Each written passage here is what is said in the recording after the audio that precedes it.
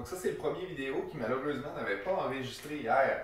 Donc ce qu'on voulait avec cette série d'exercices-là, c'est d'y aller avec une recentration de ton épaule pour essayer de diminuer le syndrome d'accrochage qu'on avait trouvé. Donc, les exercices que je t'avais donnés, une partie des exercices se passe avec un élastique. L'élastique que tu vas avoir besoin, c'est un élastique avec beaucoup de tension parce qu'il s'agit d'un mouvement dans lequel on est habituellement fort. Donc, le premier exercice se faisait, ça allait bien avec l'élastique accroché quelque part. Tu vas pouvoir changer ou ta position ici en demi-agenouillé, agenouillé, etc. et la position de ton corps de trait droit à deux côtés. Je dirais que la position la plus facile, c'est peut-être au début de se mettre dans l'angle de ton bras et de ta scapula derrière. Donc, en gardant une petite flexion au coude, ce que tu vas faire, tu vas décapsuler ton épaule, récapsuler ton épaule, en essayant d'emmener ta scapula vers le bas et vers le milieu de ta colonne vertébrale. Donc, je vais le faire de l'autre côté. Idéalement, tu voudrais faire de ce mouvement-là un mouvement contrôlé. Donc, tu peux compter à peu près 3 secondes en ramenant, 3 secondes en sortant. Donc, si je change de côté, 1, 2, 3, 1, 2, 3, 1, 2, 3, 1, 2, 3. À titre de référence, tu veux toujours garder ton épaule basse et ton oreille haute. Ouais? Donc, si à la fin, tu as envie de monter ton épaule pour aller chercher un petit peu plus de distance, c'est que tu es allé trop loin. Tu peux aussi te servir de ton autre main, comme on a dit, pour t'assurer que ton épaule n'est pas en train de monter vers le haut. Ensuite, dans le même ordre d'idée, au lieu d'y aller avec un mouvement tiré, on va y aller avec un mouvement type poussé. Donc, tu vas te mettre sur le mur avec tes deux mains. C'est un petit peu plus facile avec tes deux mains. Donc, tu vas faire la même chose en reculant tes pieds pour avoir un peu de poids sur tes mains. Tu vas squeezer les fesses pour protéger le bas de ton dos. Donc, avec tes deux mains, on ramène les omoplates vers le bas et vers le milieu. On décapsule. Capsule, décapsule.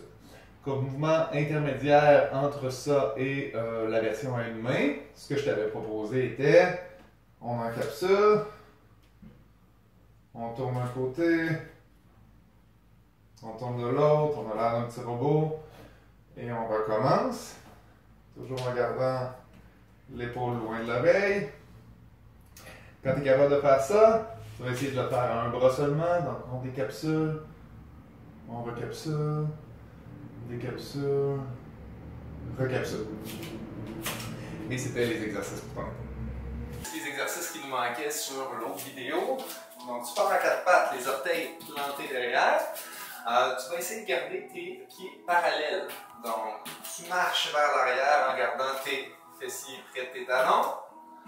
Tu essaies de garder tes orteils droits devant. Tu viens déposer tes talons par terre. Et tu reviens. Donc, ce que je t'ai pas dit rendu ici, effectivement, tu pourrais essayer de te relever. Tu vois, je pense que tu le faisais mieux que moi. Moi, j'ai encore plus de flexion dans mon dos que toi t'avais. Donc, encore une fois, tu peux faire ça à quelques reprises. Arrête avant d'être fatigué, c'est toujours ce qui fonctionne le mieux. Au mur, tu vas faire grosso modo la même chose. Donc, pied à l'extérieur des hanches, à l'extérieur de la largeur des hanches, pointant vers l'avant. Donc, tu descends, tu te sers du mur, les bras à l'intérieur des genoux. Et on remonte. Quand ça devient facile, en fait, c'était facile pour toi déjà. Donc, tu avances plus près du mur, même chose. Quand ça c'est facile, une variation plus difficile, ça va être les bras dans les airs. On descend et on remonte.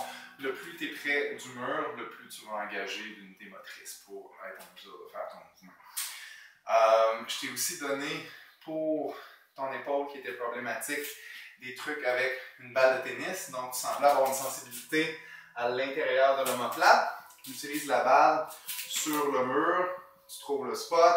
Tu peux juste rester là pour 10, 15, 20 respirations avec l'abdomen. Tu peux aussi bouger le bras. Donc, juste de bouger le bras. L'idée ici, c'est de désensibiliser. Donc, tu y vas avec un niveau d'inconfort supportable où tu es capable de garder un visage calme et une respiration calme.